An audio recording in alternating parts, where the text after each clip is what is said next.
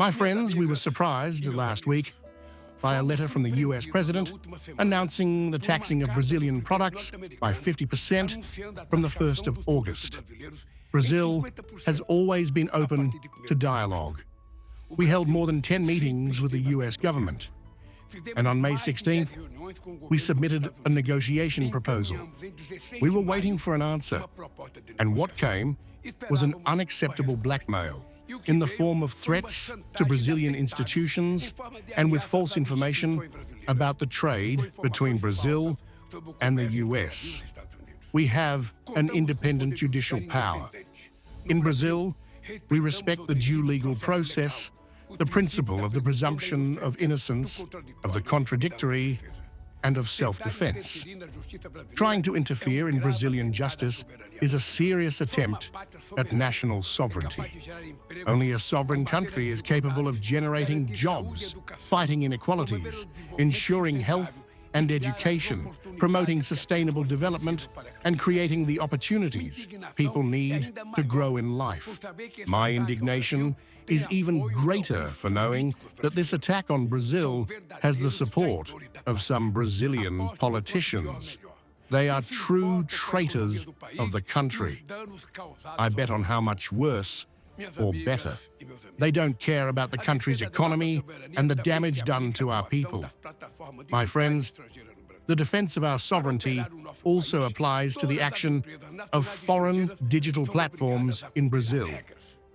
To operate in our country, all foreign national companies are obliged to comply with the rules. In Brazil, no one is above the law. It is necessary to protect Brazilian families from individuals and organizations that use digital networks to promote coups and frauds, commit racism, encourage violence against women, and attack democracy. In addition to feeding hatred, violence, and bullying among children and teenagers, and in some cases leading to death, and to discredit the vacillations bringing back diseases that have been eradicated for a long time. My friends, we are meeting representatives of the productive sectors, civil society, and syndicates. This is a joint action that involves industry, commerce, the service sector, the agricultural sector, and the workers. We are together in the defense of Brazil, and we will do this headlong, following the example of each Brazilian who wakes up early and goes to the fight to work, take care of the family, and help Brazil grow. We will continue to bet on good diplomatic and commercial relations, not only with the United States, but with all the countries of the world. My friends, the first victim of a world without rules is the truth. Allegations about commercial practices of Brazilian ideals are false.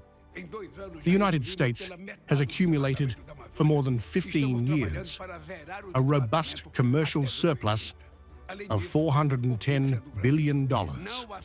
Brazil today is a world reference in the defense of the environment. In 2 years, we have already reduced half of the Amazon's deforestation. We are working to zero the deforestation by 2030. In addition, the PX is from Brazil. We will not accept the attack on the PX, which is a heritage of our people. We have one of the most advanced payment systems in the world, and we will protect it. My friends, when we took over the presidency of the Republic in 2023, we found Brazil isolated from the world. Our government, in just 2.5 years, opened 379 new markets for Brazilian products abroad. We have built trade partnerships with the European Union, Asia, Africa, and our neighbors in Latin America and the Caribbean. If necessary, we will use all the legal instruments to defend our economy, from resources to the World Trade Organization to the law of reciprocity, approved by the National Congress. My friends, there are no winners in war. We are a country of peace, without enemies. We believe in multilateralism and cooperation between nations. But let no one forget, Brazil has only one owner, the Brazilian people. Thank you very much. Pedimos atenção a todas e todos os militantes, as forças políticas e os movimentos presentes.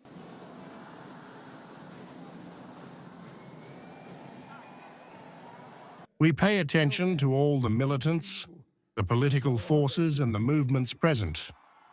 It is not a Gringo who will give order to this President of the Republic. I have a boss in this country. I know who I must respect in this country. I know who is in charge in this country. I know who makes this country what it is. The name of this person has only 4 letters. It is called the Brazilian people.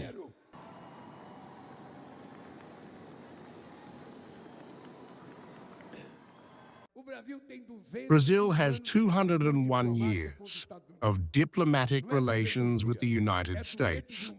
It is not 200 days, it is 201 years. Brazil has a trade deficit of 410 billion in 15 years.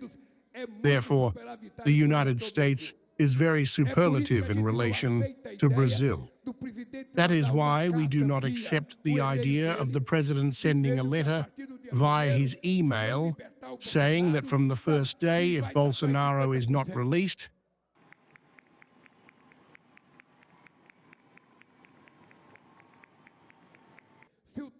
that he will tax Brazil by 50%. If Trump lived in Brazil and tried to do what he did in the capital,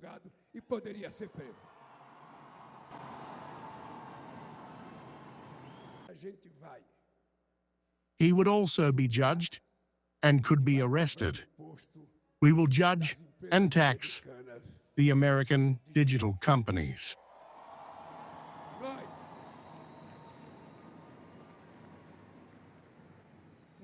We do not accept that in the name of freedom of expression, you use it to make aggression, to make lies, to harm.